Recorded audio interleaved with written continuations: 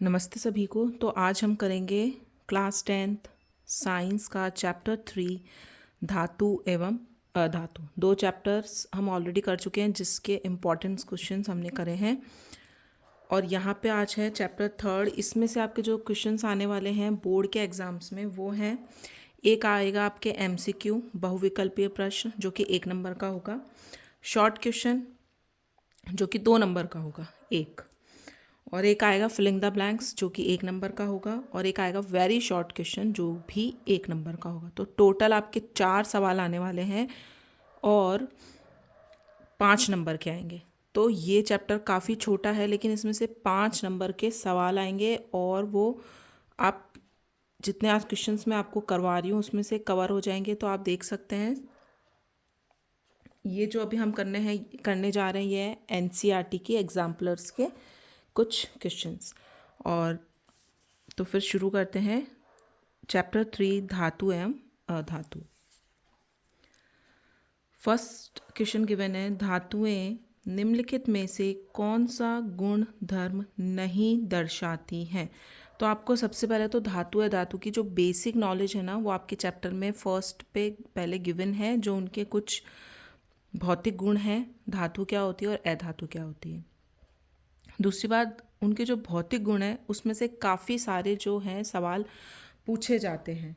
जैसे मैंने यहाँ पर एक शॉर्ट नोट बना के रखा है कि धातु के गुण, सबसे ज़्यादा सवाल इसी में से उठते हैं। गुण क्या होते हैं? चमकीले। धातु जो होती है वो चमकीली होती है। परिभाषा क्या होगी? धातुओं में एक चमकदार चमक होती है जिसे धात्विक चमक के रूप में जाना जाता है, जो उनकी सतह से प्रकाश के परावर्तन के कारण होती है। दूसरा गुण है बढ़ने की योग्यता, मतलब आप जितना उनको हथौड़े से मारेंगे या कुछ करेंगे तो वो फैलेंगी। तो धातुओं को बिना टूटे हथौड़े से पीटा जा सकता है या पतली चादरों में रोल किया जा सकता है। इस गुण को आघात वर्धनीयता के रूप में जाना जाता है। तो ये जो वर्ड है ना आघात वर्धनीयता, इसकी परिभाषा पूछी जा सकती है कि धातु को जब पीटा जाता है हथौड़े से तो वो पतली चादरों में परिवर्तित हो जाती है। इसी गुण को आघात वर्धिता कहते हैं। प्रवाह तत्व, धातुएं ऊष्मा एवं बिजली के बेहतरीन सुचालक होती हैं। चांदी और तांबा विशेष रूप से अच्छे विद्युत के सुचालक हैं। यही कारण है कि विद्युत परिपथों के व्यापक रूप से उपयोग किया जाता है। विद्युत परिपथ बनाने में ज़्यादातर कॉपर जो होते हैं, कॉपर के ही तार बनाए जाते हैं जिससे कि विद्युत का संचालन सुचारू रूप से हो। लचीलापन, धातुओं को खींचकर पतले तार बनाए जा सकते हैं। इस गुण को तन्यता कहते हैं। तांबा और एल्यूमिनियम इसके सामान्य उदाहरण हैं जिनका इस्तेमाल अक्सर बिजली के तारों के रूप में किया जाता है। तो ये कुछ गुण हैं धातुओं के। नेक्स्ट डिस्कस करते हैं। नेक्स्ट है उच्च गलनांक एवं कथनांक। अधिकांश धातुओं के गलनांक व कथनांक उच्च होते हैं क्योंकि इनके परमाणुओं के बीच मजबूत बंधन होता है। उदाहरण के लिए लोहे और टंगस्टन के गलनांक बहुत अधिक होते हैं। ठोस अवस्था, अधिकांश धातुएं कमरे के ताप पर ठोस होती है। केवल पारा ही अपवाद है जो तरल अवस्था में होता है। ये जो अपवाद वाले जितने भी आपके लाइंस गिवन है NCERT की बुक में वो आपको बिल्कुल अच्छे से करनी, क्योंकि अपवाद से रिलेटेड काफ़ी सारे सवाल जो हैं वो 1 नंबर में पूछे जा सकते हैं, क्योंकि इस चैप्टर में सबसे ज़्यादा छोटे क्वेश्चंस ही पूछ रहे हैं, 2 नंबर 1 नंबर। ठीक है। घनत्व, धातुओं का घनत्व सामान्यतः उच्च होता है अर्थात वे अपने आकार के अनुपात में भारी होती हैं। मधुर, धातुएं टकराने पर बजने वाली ध्वनि उत्पन्न करती है जिसे सोनोरिटी कहते हैं। यही कारण है कि लोहे और पीतल जैसी धातुओं का उपयोग घंटियां और संगीत वाद्य यंत्र बनाने में किया जाता है। सोनोरिटी जो होती है ना, ये इंग्लिश वर्ड में भी आपको पूछा जा सकता है क्वेश्चन और हिंदी वर्ड में भी पूछा जा सकता है। तो इससे रिलेटेड अभी पीछे सवाल आ जाएंगे तो हम वो डिस्कस कर लेते हैं। धातुएं क्या होती हैं? वे तत्व जो इलेक्ट्रॉन खोकर आयन बनाते हैं धातु कहलाते हैं। धातुओं के भौतिक गुण अभी हम पढ़ चुके हैं। इलेक्ट्रॉन खोकर आयन बनाते हैं मतलब धनायन होती है। धातुएं ज़्यादातर धनायन होती हैं, ठीक है, क्योंकि वो अपना अष्टक पूर्ण करने के लिए एक इलेक्ट्रॉन त्याग देती हैं जिससे उनका अष्टक पूर्ण हो जाता है। तो धातुएं निम्नलिखित में से कौन सा गुणधर्म नहीं दर्शाती हैं? ध्रुतिहीनता का जो गुण है वो धातुएं नहीं दर्शाती। विद्युत चालकता उसमें होती है, ध्वनिक प्रकृति होती है मतलब आवाज़ करती हैं धातुएं, और तन्यता की प्रकृति उनमें होती है। नेक्स्ट है धातु के पतले तार खींचे जाने के गुण को क्या कहते हैं? तन्यता कहते हैं। तो इनकी डेफिनेशन की जो ये वर्ड्स हैं इनकी डेफिनेशन आपको पता होनी चाहिए। खाना पकाने के बर्तन बनाने के में एल्यूमिनियम काम आता है। एल्यूमिनियम के कौन से गुणधर्म इसके लिए उत्तरदायी है? तो कुछ आपको गिवन है, उच्च ऊष्मीय चालकता, उच्च विद्युत चालकता, तन्यता और उच्च गलनांक। तो इसमें जो कॉम्बिनेशन सही होगा वो होगा first and fourth, which is उच्च ऊष्मीय चालकता, कि अगर आप उसको जितना भी गर्म करेंगे वो गलेगा नहीं। यार उच्च गलनांक यहाँ पे हो ही रहा है कि अगर आप गर्म करेंगे तो वो गलेगा नहीं, उसका गलनांक काफ़ी उच्च होता है। निम्नलिखित में से कौन सी धातु ठंडे तथा गर्म जल से कोई क्रिया नहीं करती? ये इससे रिलेटेड काफ़ी सारे प्रश्न जो है अभी आएंगे आपके पीछे, और ये टॉपिक जो है ना ये 48 पेज नंबर पे आपके गिवन है बुक में। एक बार वो पैराग्राफ पूरा पढ़िएगा। तो इसका आंसर मैं आपको बता देती हूँ। कौन सी धातु ठंडे तथा गर्म जल से कोई अभिक्रिया नहीं करती, मतलब ठंडे से भी नहीं करती है, गर्म से भी नहीं करती है, किससे करती है? भाप से करती है, वो है आयरन। ये याद रखिएगा आप। और इसका जो है पेज नंबर 48 पे आपके अच्छा खासा एक मैटर गिवन है जो आपको रीड करना है। नेक्स्ट क्वेश्चन है, आयरन तथा भाप की लंबे समय तक अभिक्रिया से आयरन का निम्नलिखित में से कौन सा या कौन से ऑक्साइड प्राप्त होगा? अभी देखिए पीछे क्वेश्चन आया था कि ठंडे और गर्म जल से कौन अभिक्रिया नहीं करता है? आयरन नहीं करता है। दूसरी बात, ये किससे करता है? भाप के साथ अभिक्रिया करता है। और रिएक्शन क्या होती है और क्या बनता है यहाँ पे, उससे रिलेटेड क्वेश्चन है। तो लंबे समय तक भाप की उपस्थिति में आयरन पे जो जंग लगता है उससे रिलेटेड है ये। तो क्या बनता है? Fe3O4। Fe2O3 नहीं होता है, क्योंकि Fe2O3 के अंदर पूर्ण ऑक्सीकरण होना ज़रूरी है, उसके लिए आपके पास वाटर की ज़रूरत होती है। लेकिन ये वाटर के साथ नहीं, भाप के साथ अभिक्रिया कर रहा है, तो यहाँ पे बनेगा इसका Fe3O4। और रिएक्शन क्या होगी? आयरन जो है 4H2O गैस, मतलब भाप की उपस्थिति में Fe3O4, ये आप डायरेक्ट याद कर लीजिएगा। आयरन का जो अणु बनता है उसकी जो वैलेंसी होती है वो ये होती है Fe3O4। सॉलिड और हाइड्रोजन गैस जो है वो रिमूव हो जाएगी। ये भी पेज नंबर 48 पे आपको गिवन है। उसमें जितने जितने अपवाद गिवन है धातुओं के वो सब आपको अच्छे से रीड आउट करने हैं, क्योंकि उसी से रिलेटेड प्रश्न आगे आएंगे। क्या होता है जब कैल्शियम को जल के साथ अभिकृत किया जाता है? कैल्शियम को जल के साथ अभिक्रिया की जाती है। ये जल से क्रिया नहीं करता है, ये जल से प्रचंड क्रिया करता है, मतलब तेज गति से। ये जल से कम प्रचंड से क्रिया करता है। बने हुए हाइड्रोजन गैस के बुलबुले कैल्शियम की सतह पर चिपक जाते हैं। तो ये तो कम है ही एक पॉइंट, ये राइट है। तो फोर्थ का आपको मिल रहा है थर्ड। यह जल से कम प्रचंड क्रिया करता है, मतलब बहुत जल्दी रिएक्शन नहीं होती है, धीरे धीरे रिएक्शन होती है, स्लोली। इसलिए इसको यहाँ पे कम प्रचंड वर्ड यूज में लिया गया। यह अभिक्रिया धीरे गति से होती है, ये भी लिखा आ सकता है। तो कैल्शियम जल के साथ कैसे अभिक्रिया करता है? धीरे गति से करता है।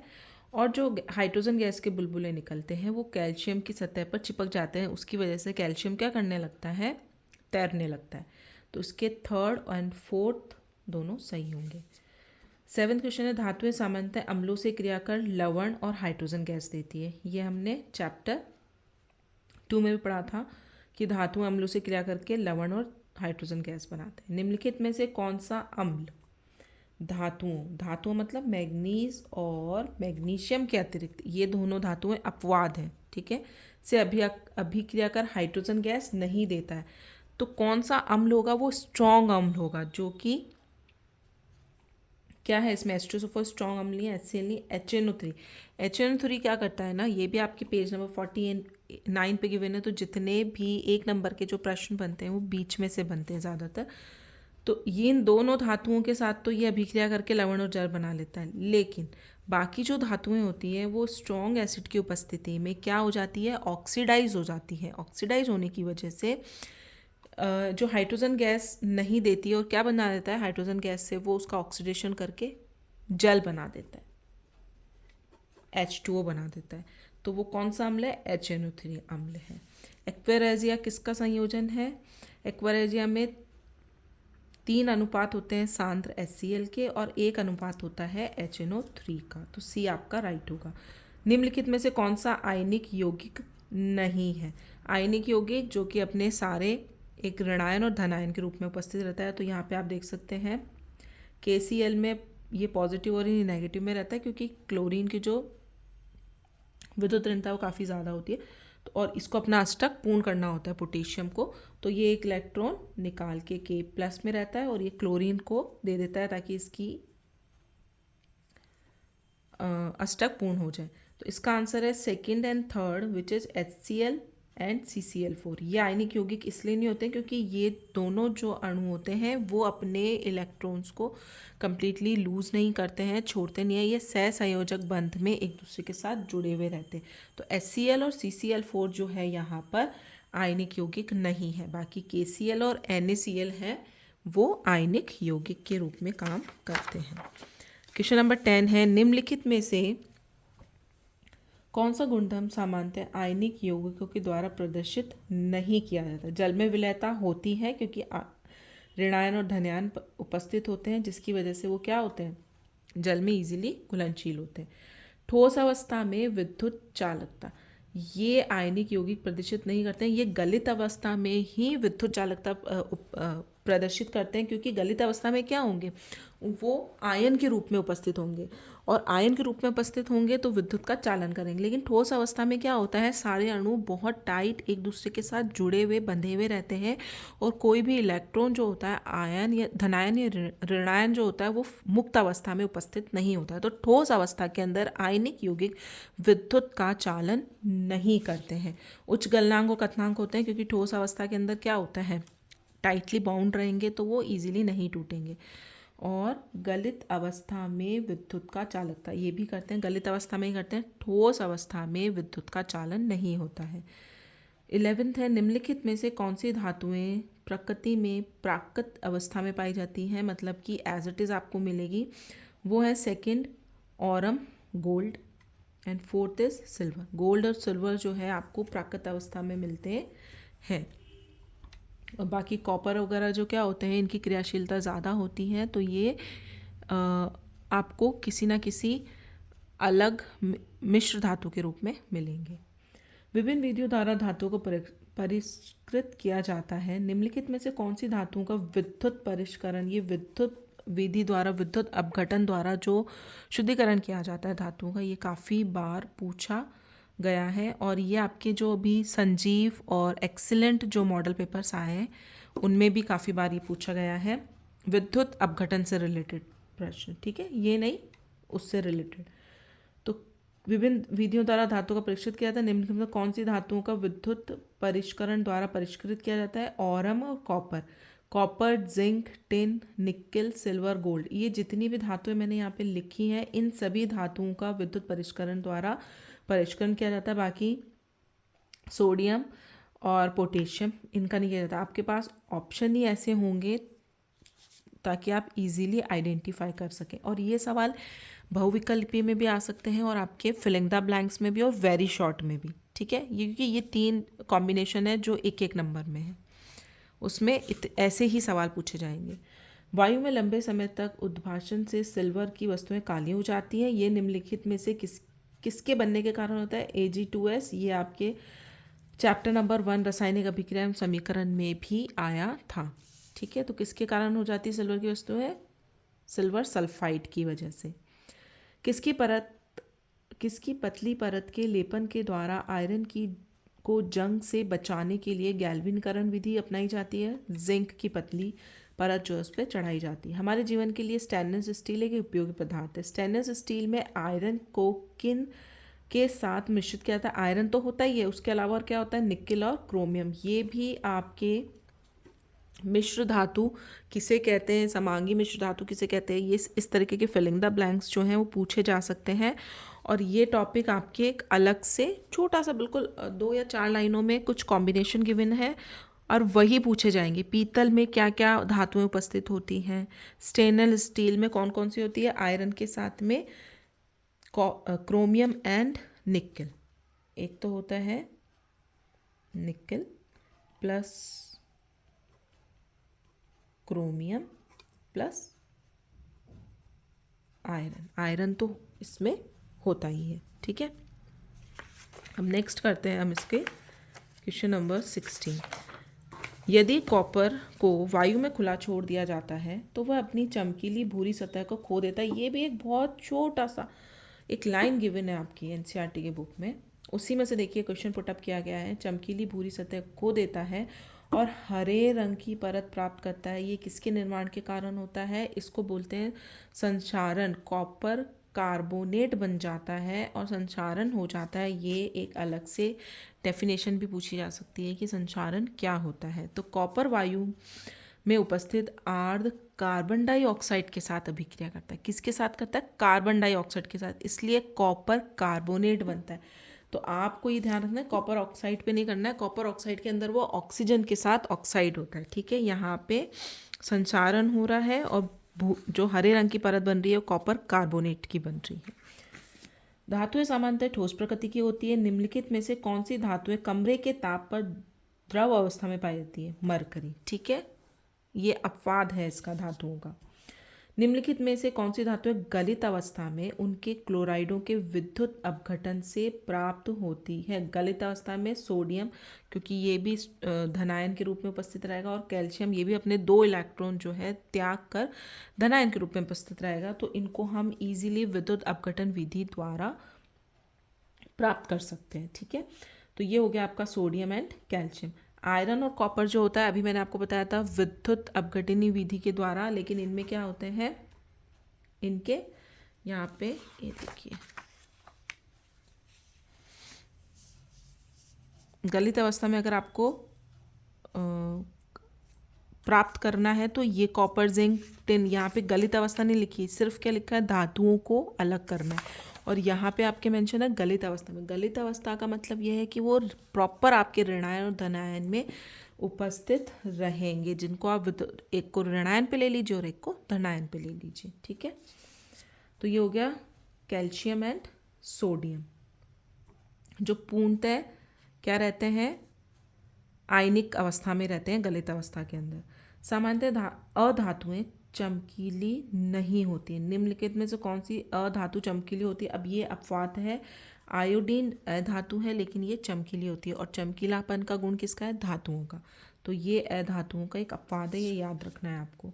निम्नलिखित 4 धातुओं में से कौन सी उसके लवण के विलयन से अन्य 3 धातुओं द्वारा विस्थापित की जा सकती है? 4 धातुओं में से कौन सी उसके लवण के विलयन से अन्य धातुओं द्वारा विस्थापित की जा सकती है? तो वो सिल्वर को आप इजीली विस्थापित कर सकते हैं। क्यों कर सकते हैं? क्योंकि इनकी क्रियाशीलता सिल्वर से ज़्यादा होती है। तो ये इसको विस्थापित कर देंगे और उसकी जगह ये ले लेंगे। तो अगर कोई इम्प्योरिटी सिल्वर में है तो उसको विस्थापित करने के लिए आप क्या करेंगे, ये धातु उसमें डाल देंगे, तो ये सिल्वर को अलग कर देगी और सिल्वर की जगह ये उस धातु का जो है इम्प्योर सब्सटेंसेस बना लेगी, ठीक है। तो 4 धातुओं में से कौन सी उसके लवण के विलयन से अन्य 3 धातुओं द्वारा विस्थापित की जा सकती है? सिल्वर को विस्थापित किया जा सकता है। ये क्रियाशीलता का क्रम है।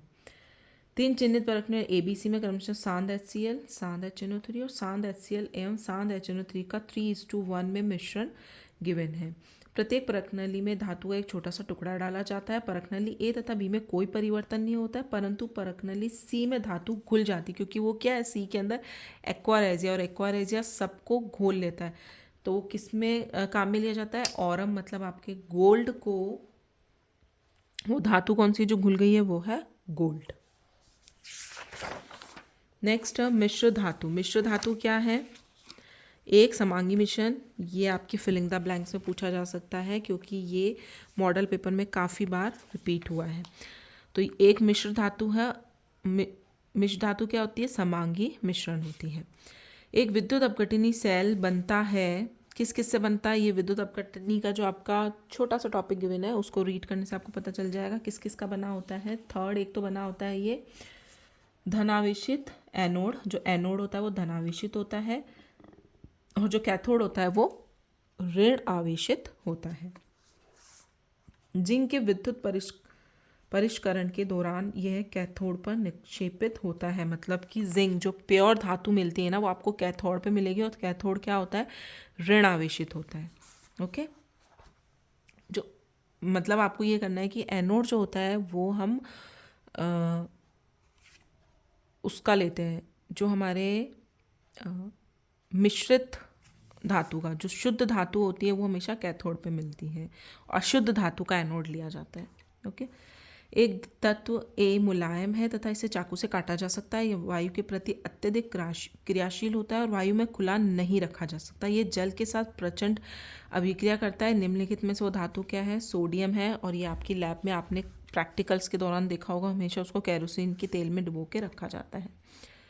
मिश्र धातु एक धातु का एक धातु तथा अथवा अधातु के साथ समांगी मिश्रण। एक धातु है जो जिसमें एक तो अधातु प्रेजेंट है और एक अधातु प्रेजेंट है। धातु और अधातु का समांगी मिश्रण। निम्नलिखित में से कौन सी मिश्र धातु उसके अवयवों में एक अधातु रखती है? तो उसका आंसर होगा स्टील। स्टील जो है वो आयरन प्लस कार्बन का कॉम्बिनेशन होता है। कार्बन और आयरन का मिश्र धातु होता है, और जिसमें कार्बन जो है अधातु है और आयरन जो है वो धातु है। बाकी जो पीतल है वो कॉपर और जिंक का, ये आपको याद रखना है, इसलिए मैंने यहाँ पे मेंशन किया है। कांसा जो होता है वो कॉपर और टिन का मिश्रण होता है। अमलगम क्या होता है? यदि कोई एक धातु पारद है तो उसके मिश्र धातु को अमलगम कहते हैं। मतलब लिक्विड अवस्था में उपस्थित है, द्रव अवस्था में उपस्थित है, तो वो उसका अमलगम वही कहलाता है जो पारद मतलब लिक्विड में प्रेजेंट है। तो उसका अगर किसी के साथ मिश्र धातु बनाई जाती है तो वो अमलगम कहलाता है। मैग्नीशियम धातु के लिए निम्नलिखित में से कौन सा कथन गलत है? ये ऑक्सीजन में चमकीली श्वेत ज्वाला के साथ जलती है। ये तो चैप्टर 1 में ही आपके गिवन है, तो ये सही है। ये ठंडे जल से अभिक्रिया पर मैग्नीशियम ऑक्साइड बनाती है तथा हाइड्रोजन गैस निकालती है। ठंडे जल के साथ अभिक्रिया नहीं करती है।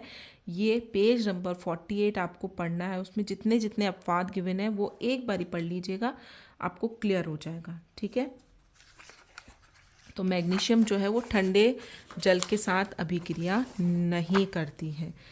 28 है, निम्नलिखित में से कौन सी मिश्र धातु में मरकरी उसके एक अवयव के रूप में उपस्थित होता है? अब ये मरकरी हमेशा द्रव अवस्था में उपस्थित होता है, तो ये क्या बनाएगा? एक आपके मरकरी है तो अमलगम बनाएगा, और यहाँ किसके आगे लिखा हुआ है? Zinc amalgam. तो किसके साथ अभिक्रिया करता है मरकरी? जिंक के साथ। एक्स तथा वाई के मध्य अभिक्रिया पर जेड यौगिक बनता है। एक्स इलेक्ट्रॉन खोता है जबकि वाई इलेक्ट्रॉन ग्रहण करता है। निम्नलिखित में से कौन सा गुण जेड नहीं दर्शाता है? एक इलेक्ट्रॉन दे रहा है और एक इलेक्ट्रॉन ले रहा है, मतलब कि वो एक आयनिक यौगिक बना रहा है, तो उच्च गलनांक होगा, ऑफ कोर्स होगा। निम्न गलनांक, तो ये जो लाइन है निम्न गलनांक, ये गुण जेड प्रदर्शित नहीं करेगा क्योंकि आयनिक यौगिकों के जो गलनांक और क्वथनांक होते हैं वो उच्च होते हैं। गलित अवस्था में विद्युत का चालन यस करेंगे क्योंकि वो ऋणायन धनायन बना रहे हैं, और ठोस अवस्था में पाया जाता है यस, ठोस अवस्था में पाया जाता है, ये भी सही है। 3 तत्व एक्स वाई जेड के इलेक्ट्रॉनिक विन्यास 2 8 एक्स का है, 2 और 8 लास्ट में 8 है। वाई में है 2 8 एंड 7, यहाँ पे एक इलेक्ट्रॉन दे देंगे तो अष्टक पूर्ण हो जाएगा। और जेड में है 2 8 एंड 2। निम्नलिखित में से कौन सा कथन सही है? एक्स एक धातु है, वाई एक धातु है, जेड एक अधातु है, वाई अधातु है तथा जेड एक धातु है। जेड एक धातु है मतलब ये अपने इलेक्ट्रॉन निकाल के अष्टक पूर्ण कर लेगी, तो ये क्या बनाएगी? धनायन बनाएगी, तो ये एक धातु हो जाएगी क्योंकि धातु हमेशा धनायन बनाते हैं। और ये एक ऋणायन, ये एक अधातु क्यों है? क्योंकि अधातु हमेशा ऋणायन बनाते हैं, और ये अपना अष्टक पूर्ण करने के लिए एक इलेक्ट्रॉन ग्रहण करेंगे, मतलब कि ऋणायन बनाएगी, तो ये अधातु है और जेड धातु है। धातुएं समांतर क्षारीय ऑक्साइड बनाती हैं। निम्नलिखित में से कौन सी धातु एक उभयधर्मी ऑक्साइड बनाती है? ये टॉपिक भी आपको अच्छे से पढ़ना है क्योंकि उभयधर्मी ऑक्साइड की परिभाषा भी पूछी जा सकती है। तो कौन सी धातु एक उभयधर्मी ऑक्साइड बनाती है? एल्यूमिनियम। तो ये एक अपवाद है, ये आपको याद रखना है। Al2O3 एक धातु है लेकिन ये उभयधर्मी प्रकृति के ऑक्साइड बनाती है। सामान्यतः अधातु विद्युत के चालक नहीं होते। निम्नलिखित में से कौन सा विद्युत का अच्छा चालक है ग्रेफाइट, ठीक है, ग्रेफाइट विद्युत का चालक है, ये भी एक अपवाद है। और ये क्या है, अधातु है। विद्युत तारों पर विद्युत रोधी पदार्थ की एक परत होती है। सामान्यतः उपयोग में लिए जाने वाला पदार्थ है पीवीसी, पॉलीवाइनिल क्लोराइड। नेक्स्ट है हमारा, नेक्स्ट क्वेश्चन है 34। निम्नलिखित में से कौन सी अधातु एक द्रव है? ब्रोमीन, ये भी एक अपवाद है, ये आपको याद रखना, एक्सेप्शन है कि अधातु है लेकिन वो क्या है, द्रव है, ब्रोमीन। निम्नलिखित में से कौन सी रासायनिक अभिक्रिया संपन्न होगी? कॉपर सल्फेट में से और आयरन वाली, क्योंकि आयरन की क्रियाशीलता कॉपर से ज़्यादा होती है तो वो क्या करेगा, कॉपर को रिप्लेस कर देगा, फेरस सल्फेट बना लेगा। ओके, नेक्स्ट है, ये आपको एक तरीके का विद्युत अपघटनी परिष्करण की सही व्याख्या करता है। तो एनोड आपका हमेशा क्या होता है, पॉजिटिव होता है, ये आपको ध्यान रखना है। एनोड पॉजिटिव यहाँ गिवन है, कैथोड यहाँ पे गिवन है। अम्लीय कॉपर सल्फेट का विलन है, तो एनोड से जो आपके अशुद्धि यहाँ इकट्ठी होती जाती है, या आपके आप बुक में डायग्राम दे सकते हैं, उसके अकॉर्डिंग आप इसको कर सकते हैं, लेकिन आपको ध्यान क्या रखना है, एनोड हमेशा पॉजिटिव होता है। ओके, अब नेक्स्ट क्वेश्चन आपको गिवन है लघुत्तरीय प्रश्न। इकबाल ने चमकीले द्विसंयोजित तत्व एम की अभिक्रिया सोडियम हाइड्रोक्साइड से की। अब ये प्रश्न आपके आ सकते हैं 2 नंबर के अंदर, तो 2 नंबर में आ सकते हैं, लेकिन इतना कॉम्प्लिकेटेड क्वेश्चन नहीं देते हैं आपसे। देखो, उभयधर्मी के परिभाषा पूछी जा सकती है, उसका एक उदाहरण पूछा जा सकता है, वो भी हम डिस्कस करेंगे। तो पहले हम ये देख लेते हैं, इकबाल ने एक चमकीली द्विसंयोजी तत्व एम की अभिक्रिया सोडियम हाइड्रोक्साइड NaOH के साथ करवाई है। उसने अभिक्रिया मिश्रण में बुलबुलों को बनते हुए देखा। जब इसी तत्व का क्रिया HCl के साथ करवाई जाती है तो उसे समान प्रेक्षण प्राप्त हो। सुझाव दीजिए कि बनी हुई गैस की पहचान तो ये हाइड्रोक्लोरिक एसिड के साथ किसी भी धातु की जब अभिक्रिया करवाई जाती है तो हाइड्रोजन गैस बनती है। और ये क्वेश्चन हम चैप्टर 2 में भी कर चुके हैं कि हाइड्रोजन गैस की पहचान आप कैसे करेंगे। तो जलती हुई माचिस की तीली ले जाने पर उत्पन्न गैस को पहचाना जा सकता है, और वो किसके साथ जलती है, पॉप की ध्वनि के साथ जलती है, तो वो गैस क्या हो जाएगी, हाइड्रोजन गैस हो जाएगी। ठीक है, नेक्स्ट है, धातु के निष्कर्षण में विद्युत अपघटनी परीक्षण का उपयोग शुद्ध धातु को प्राप्त करने के लिए किया जाता है। इस प्रक्रम द्वारा सिल्वर धातु को शुद्ध अवस्था में प्राप्त करने के लिए कौन से पदार्थ के कैथोड व एनोड काम में लिए जाएंगे? सबसे पहले आपको बताना है कैथोड किसका बना होगा, एनोड किसका बना होगा।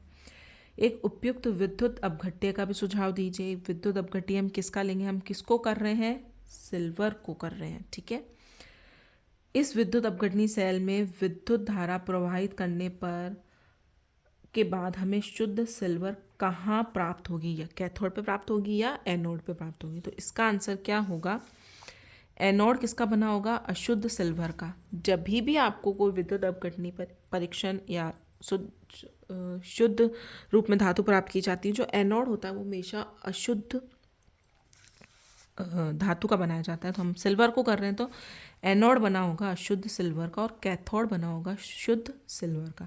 विद्युत अपघट्य हम क्या लेंगे, सिल्वर का ही लेंगे। सिल्वर लवण लेंगे जैसे AgNO3, सिल्वर नाइट्रेट। कैथोड पर हम शुद्ध सिल्वर प्राप्त करेंगे। शुद्ध सिल्वर हमको कहाँ प्राप्त होगी, कैथोड पर प्राप्त होगी। तो ABC तीनों के आंसर मैं आपको बता चुकी। नेक्स्ट क्वेश्चन करते हैं, धातुओं के निष्कर्षण के प्रक्रम में धातु सल्फाइडों तथा धातु कार्बोनेटों को धातु ऑक्साइडों में परिवर्तित क्यों करना चाहिए? देखिए, सल्फाइडों और कार्बोनेटों दोनों को पृथक करने की अलग अलग विधि है। एक भंजन विधि है, एक निष्पादन विधि है। और ये भंजन और निष्पादन 2 वर्ड आपकी बुक में गिवन है, तो इनकी डेफिनेशन आपको पता होनी चाहिए। भंजन किसके लिए किया जाता है, सल्फाइड अयस्कों के लिए। देखिए, धातुओं को उनके ऑक्साइड प्राप्त करना उसके सल्फाइड तथा कार्बोनेटों से प्राप्त करने की तुलना में सरल होता है। ऑक्साइड से किसी धातु को प्राप्त करना इजी होता है, तो जैसे सल्फाइड वाला अयस्क आएगा तो पहले आप उसको किस में चेंज कर लेंगे, भंजन के द्वारा ऑक्साइड में। और कार्बोनेटों के कोई धातु अयस्क उपस्थित हैं तो उसको निष्पादन के द्वारा आप अलग कर सकते हैं। तो क्वेश्चन क्या था, धातु के निष्कर्षण प्रक्रिया में धातु सल्फाइड और कार्बोनेटों को धातु ऑक्साइडों में परिवर्तित क्यों करना चाहिए? तो पहले सल्फाइड और कार्बोनेटों को हम ऑक्साइड में इसलिए परिवर्तित कर लेते हैं ताकि ऑक्साइड से धातु को प्राप्त करना थोड़ा आसान होता है। ठीक है। सामान्यतः जब धातुओं की अभिक्रिया खनिज अम्ल से की जाती है तो हाइड्रोजन गैस मुक्त होती है, परंतु जब धातु मैग्नीज और मैग्नीशियम के अतिरिक्त को HNO3 से अभिक्रित किया जाता है तो हाइड्रोजन गैस मुक्त नहीं होती है। क्यों? क्योंकि HNO3 क्या है? एक स्ट्रॉन्ग एसिड है और वो जल, जो हाइड्रोजन गैस होती है उसको जल में परिवर्तित कर देता है। ये देखिए, यह इसलिए होता है क्योंकि HNO3 एक प्रबल ऑक्सीकारक है। ये हाइड्रोजन को ऑक्सीकृत कर H2O देता है, जल में परिवर्तित कर देता है, उसका ऑक्सीकरण कर देता है। ठीक है। नेक्स्ट है अब आपका क्वेश्चन, रेलवे ट्रैक को जोड़ने के लिए यौगिक X तथा एल्यूमिनियम का उपयोग किया जाता है।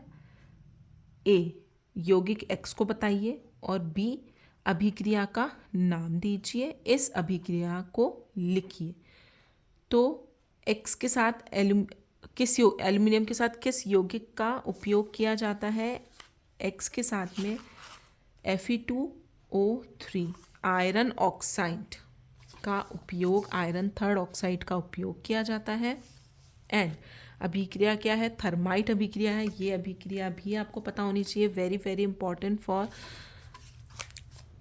दिस राजस्थान बोर्ड एग्ज़ाम, क्योंकि ये भी पूछी जा सकती है आपसे 2 नंबर के सवाल में। ये तो सिर्फ यहाँ पे एक थोड़ा चेंज करके क्वेश्चन पूछा गया है। तो एल्यूमिनियम के साथ आयरन ऑक्साइड को लिया जाता है। ये अभिक्रिया है थर्माइट अभिक्रिया, और अभिक्रिया की समीकरण क्या होती है? जब Fe2O3 सॉलिड एल्यूमिनियम के साथ अभिक्रिया कराई जाती है तो क्या बन जाएगा आपका? आयरन का अपचयन हो जाएगा, आयरन ऑक्सीजन को छोड़ देगा और Al2O3 प्लस ऊष्मा रिलीज होगी। ठीक है। जो एल्यूमिनियम वो आयरन को प्रतिस्थापित कर देगा। क्वेश्चन नंबर 42 हम नहीं कर रहे हैं क्योंकि इस तरीके के सवाल नहीं पूछे जा सकते। 43 कहते हैं एक धातु X जो 2 भिन्न रूपों में Y और Z में रहता है। Y एक कठोरतम प्रकृति का पदार्थ है जबकि Z विद्युत का अच्छा चालक है। तो XYZ को बचाने, यहाँ पे क्या लिखा है देखिए, अधातु है। अधातु जो कि कठोरतम प्राकृतिक अवस्था हीरा। अधातु क्या होती है? ये कार्बन के अपरूप है। तो X क्या होगा? कार्बन। Y होगा जो कि ठोस अवस्था में है, हीरा, और जो विद्युत का चालन कर रहा है वो होगा आपका ग्रेफाइट। नेक्स्ट क्वेश्चन है हमारा, शोल्डर मिश्र धातु के अवयव क्या है? शोल्डर का कौन सा गुण इसे विद्युत के तारों की वेल्डिंग के लिए उपयुक्त बनाता है? क्वेश्चन नंबर 45 का आंसर क्या होगा? शोल्डर किस किस मिश्र धातु का बना होता है? लेड और टिन। ओके, लेड और टिन का बना होता है शोल्डर। शोल्डर का कम गलनांक इसे विद्युत तारों के वेल्डिंग के रूप में उपयोग करता है। तो वेल्डिंग के रूप में क्यों उपयोग किया जाता है? क्योंकि इसका जो गलनांक होता है वो काफ़ी कम होता है। नेक्स्ट क्वेश्चन है आपका, ये ऊपर वाला क्वेश्चन मैंने नहीं करवाया because this is not important. और नेक्स्ट आते हैं, एक धातु ए जिसका उपयोग थर्मिट प्रक्रम में किया जाता है। धातु ए जिसका उपयोग थर्मिट, अभी ऊपर आई थी थर्मिट अभिक्रिया, ऑक्सीजन के साथ गर्म किए जाने पर एक ऑक्साइड बी बनाता है जो कि उभयधर्मी प्रकृति का होता है। उभयधर्मी प्रकृति की धातु किसकी होती है? एल्यूमिनियम की। ए और बी की पहचान कीजिए। ऑक्साइड बी की HCl और NaOH के साथ अभिक्रिया लिखिए। तो सबसे पहले हम थर्माइट अभिक्रिया के बारे में देख लेते हैं। ए क्या है? एल्यूमिनियम, और बी क्या होगा? Al2O3, क्योंकि एल्यूमिनियम ही एक उभयधर्मी ऑक्साइड बनाता है। थर्मिट प्रक्रम में एल्यूमिनियम का उपयोग किया जाता है। तो ए हमारी एल्यूमिनियम हो जाएगी। ऑक्सीजन के साथ गर्म करने पर उभयधर्मी ऑक्साइड Al2O3 बी बन रहा है। ए और बी की पहचान कीजिए। उभयधर्मी ऑक्साइड दोनों की पहले आपने बेस के साथ रिएक्शन कराई है, फिर क्षार के साथ। तो ये नहीं, आप सिर्फ इतना जो रिएक्शन है वो आपको ध्यान रखनी है। ठीक है। नेक्स्ट क्वेश्चन है, एक धातु जो कि कमरे के ताप पर द्रव अवस्था में रहती है को उसके सल्फाइड से वायु की उपस्थिति में गर्म कर प्राप्त किया जाता है, सल्फाइड से, ठीक है। धातु तथा उसके अयस्क को पहचानिए तथा संबंधित रासायनिक अभिक्रिया। तो कमरे के ताप पे धातु जो द्रव अवस्था में वो है मरकरी और उसका सल्फाइड होता है मरकरी सल्फाइड, और उसी से धातु को क्या किया जाता है, अलग किया जाता है। सक्रियता श्रेणी में नीचे आने वाली धातुओं को उनके सल्फाइडों अथवा ऑक्साइडों को गर्म करके अपचयित कर प्राप्त कर सकते हैं। मरकरी एकमात्र धातु है जो कक्ष ताप पर द्रवावस्था में रहती है। इसे मरकरी के अयस्क सिनेबार, मरकरी के अयस्क का क्या नाम है, सिनेबार मरकरी सल्फाइड HgS को गर्म करने पर प्राप्त किया जा सकता है। अभिक्रिया क्या होगी, मरकरी सल्फाइड को उसके ऑक्साइड में परिवर्तित करेंगे। जब ऑक्सीजन के साथ इसका अभिक्रिया करवाई जाती है ऊष्मा की उपस्थिति में, तो क्या बन जाएगा, मरकरी ऑक्साइड HgO और सल्फर डाइऑक्साइड निकल जाएगी। इसमें फिर से आप इसको ऊष्मीय अपघटन करवाएंगे तो मरकरी आपको अलग मिल जाएगी द्रवावस्था में और ऑक्सीजन गैस रिमूव हो जाएगी। नेक्स्ट क्वेश्चन हम करते हैं, क्या होता है जब जिंक कार्बोनेट को ऑक्सीजन की अनुपस्थिति में गर्म किया जाता है। जिंक कार्बोनेट ZnCO3 को ऑक्सीजन की अनुपस्थिति में गर्म किया जाता है तो इसका निष्पादन होता है। रासायनिक अभिक्रिया को निम्नलिखित प्रकार से लिखा जा सकता है। कैल्शियम कार्बोनेट को गर्म करेंगे तो ये अपने ऑक्साइड में परिवर्तित हो जाएगा। कार्बोनेटों का क्या होता है, निस्तापन होता है। ओके, तो जिंक ऑक्साइड आपको मिल जाएगा और CO2 गैस निकल जाएगी। नेक्स्ट है Cu2O, कॉपर ऑक्साइड तथा कॉपर सल्फाइड के मिश्रण को गर्म किया जाता है। क्या होगा जब कॉपर ऑक्साइड और सल्फाइड के मिश्रण को गर्म करेंगे तो कॉपर आपकी रिमूव हो जाएगी और सल्फर डाइऑक्साइड आपको गैस के रूप में निकल जाएगी। तो ये भी क्या होता है, ऑक्साइड कॉपर का जो सल्फाइड अयस्क होता है ना, उससे धातु को अलग करने की विधि है ये वाली कि कॉपर ऑक्साइड के साथ आप गर्म करेंगे तो ये कॉपर आपको मिल जाएगी। सी है आपका, सॉरी सी इसमें नहीं गिवन है। अब नेक्स्ट क्वेश्चन है, एक अधातु A हमारे भोजन का प्रमुख अवयव है। B व C दो ऑक्साइड बनाता है। ऑक्साइड B विषैला है जबकि C भूमंडलीय तापन करता है। तो ABC को आपको बताना है। तो अधातु जो हमारे भोजन का मुख्य अवयव है तो क्या हो जाएगा, A कार्बन है, B कार्बन मोनोऑक्साइड है क्योंकि वो इसमें गिवन है B और C दो ऑक्साइड बनाता है। B विषैला है, विषैला है कार्बन मोनोऑक्साइड, और जो दूसरा आपका C है वो होगी कार्बन डाइऑक्साइड जो भूमंडलीय तापन करता है। मतलब कार्बन डाइऑक्साइड की वजह से हमारा जो टेम्परेचर वो राइज हो रहा है। अब हम करते हैं नेक्स्ट क्वेश्चन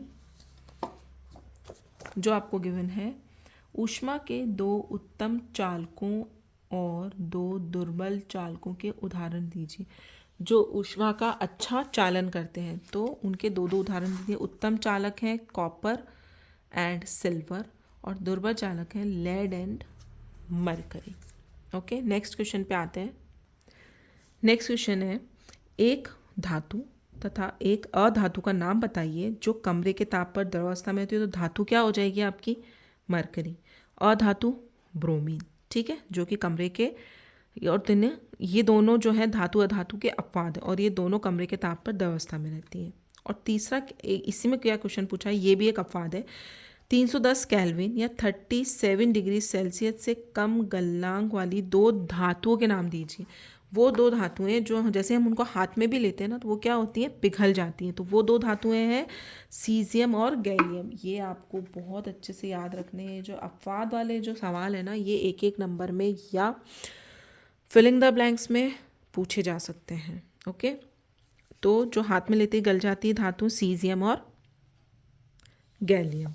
नेक्स्ट क्वेश्चन है आपका 53 54 हम नहीं कर रहे हैं। नेक्स्ट है, जिंक के अयस्क से एक धातु के निष्कर्षण के दौरान निम्नलिखित प्रक्रमों से संबंधित रासायनिक अभिक्रिया लिखिए। जिंक के अयस्क से, जिंक का एक अयस्क है आपके पास और उससे आप धातु को निकाल रहे हैं। तो जिंक अयस्क का भंजन और निस्तापन, ये देखिए दोनों आ गए।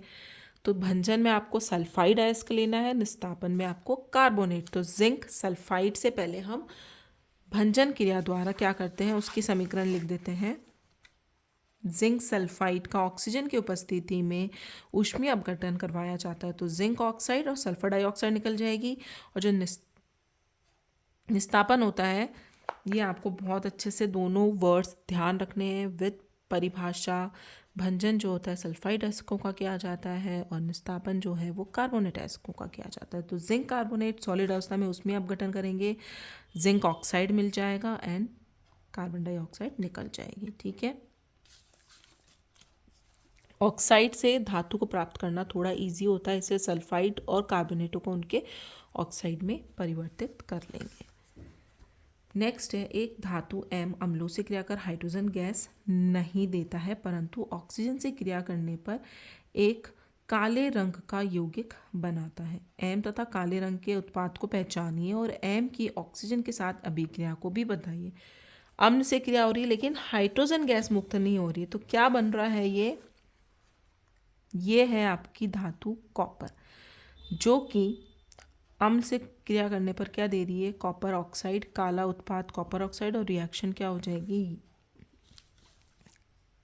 कॉपर का ऑक्सीजन की उपस्थिति में ऑक्सीकरण। ओके, तो ये हो गया इसका, ये आपको काले पदार्थ कॉपर ऑक्साइड, ये थोड़ा ध्यान रखना है बस। ये अभिक्रिया तो इस तरीके से नहीं पूछी जाती है राजस्थान बोर्ड में। कॉपर सल्फेट विलयन को आयरन के पात्र में रखा जाता है, कुछ दिनों पश्चात आयरन के पात्र में कुछ छिद्र पाए जाते हैं। अभिक्रियाशीलता के संदर्भ में कारण बताइए और संबंधित अभिक्रिया का रासायनिक समीकरण दीजिए। कॉपर की तुलना में आयरन अधिक क्रियाशील होता है, अतः आयरन कॉपर सल्फेट में से कॉपर को विस्थापित कर देता है तथा आयरन सल्फेट बना देता है। इसलिए वो जो है छिद्र हो जाते हैं, क्योंकि आयरन क्या हो जाता है, कम हो जाता है, रिप्लेस्ड कर देता है कॉपर को। और अभिक्रिया होगी, कॉपर सल्फेट में से आयरन रिप्लेस हो जाएगा, तो आयरन सल्फेट एंड कॉपर बनेगा। Now coming to the next question. Next question है, कम तथा मध्यम क्रियाशीलता, बहुत ज़्यादा क्रियाशीलता धातुएं नहीं है वाले धातुओं को उनके संगत सल्फाइड अयस्कों द्वारा निष्कर्षण से संबंधित पद लिखिए। सल्फाइड अयस्क है धातु क्या है, कम क्रियाशील है और मध्यम क्रियाशील है। और सल्फाइड अयस्क का क्या होता है, भंजन होता है। तो कम सक्रियता वाली धातु का सल्फाइड अयस्क है, सबसे पहले हम भंजन करेंगे उनका, उससे धातु मिल जाएगी, धातु का शुद्धिकरण परिशोधन करेंगे और शुद्ध धातु हम प्राप्त कर लेंगे। और जो मध्यम सक्रियता वाली धातु का सल्फाइड अयस्क है, उसमें क्या होता है, सबसे पहले भंजन होगा, धातु का ऑक्साइड बनाया जाएगा, फिर अपचयन के द्वारा वो धातु में परिवर्तित होगी और धातु को परिशोधन शुद्धिकरण रूप से शुद्ध धातु में प्राप्त किया जाएगा। यहाँ पे मध्यम सक्रियता इसलिए लिखी है क्योंकि हर का अलग अलग तरीका होता है धातुओं को उनको शुद्धिकरण से शुद्ध रूप में प्राप्त करने का। नेक्स्ट क्वेश्चन है आपका, निम्नलिखित को समझाइए। एल्यूमिनियम को यदि HNO3 में डुबोया जाता है तो इसकी अभिक्रियाशीलता कम होती है। एक ऑक्साइड परत अर्थात Al2O3 के निर्माण के कारण। क्यों होता है समझाइए, इसका कारण आपको बताना है कि जब एल्यूमिनियम को HNO3 स्ट्रॉन्ग एसिड में डाला जाता है तो क्या कर देगा, वो उसका ऑक्सीकरण कर देगा, और ऑक्सीकरण करने के बाद क्या बनता है, उभयधर्मी ऑक्साइड बनता है, जो क्या होता है Al2O3। तो एक ऑक्साइड की परत अर्थात Al2O3 का निर्माण हो जाता है और इसकी अभिक्रियाशीलता क्या हो जाती है, कम हो जाती है, क्योंकि वो उसका ऑक्सीकरण कर देगा। सोडियम अथवा मैग्नीशियम के ऑक्साइडों को कार्बन अपचयित नहीं कर सकता है, कारण बताइए। कार्बन की तुलना में सोडियम तथा मैग्नीशियम अधिक सक्रिय धातुएं होती हैं, इसलिए ठीक है, इसलिए कार्बन क्या नहीं कर सकता, इनका ऑक्साइडों को कार्बन अपचयित नहीं कर सकता। NaCl ठोस अवस्था में विद्युत का चालन नहीं करता है, जबकि जलीय विलयन तथा गलित अवस्था में विद्युत का चालन करता है। इसका वेरी इजी, क्योंकि NaCl में इसकी दृढ़ संरचना के कारण आयनों का गमन संभव नहीं होता है, लेकिन जलीय विलयन तथा गलित अवस्था में आयन मुक्त रूप से गमन करते हैं, इसलिए ठोस अवस्था में विद्युत का चालन नहीं करता है, क्योंकि बहुत ही ऋणायन धनायन दृढ़ संरचना का निर्माण करते हैं, एक दूसरे के साथ मजबूती के साथ बंधे हुए रहते हैं।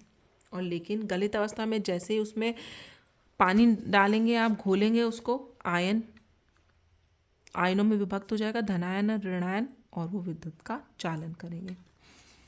आयरन की वस्तुओं को गैल्वेनीकृत किया जाता है। क्यों किया जाता है? उनको संसारण से बचाने के लिए, जंग से बचाने के लिए।